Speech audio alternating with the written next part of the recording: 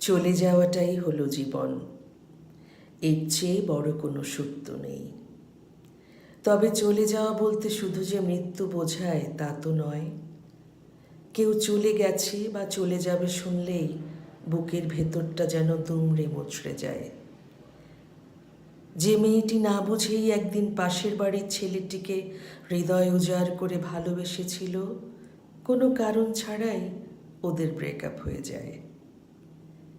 একদিন যে ছেলেটি বলেছিল মেয়েটিকে ছাড়া সে বাঁচবে না, সেই ছেলেটি বাসা বদল করে চলে যায় অন্যত্র।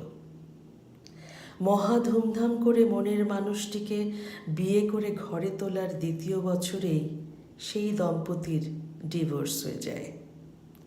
ঘর ভেঙে চলে যায় দুজন দুপথে।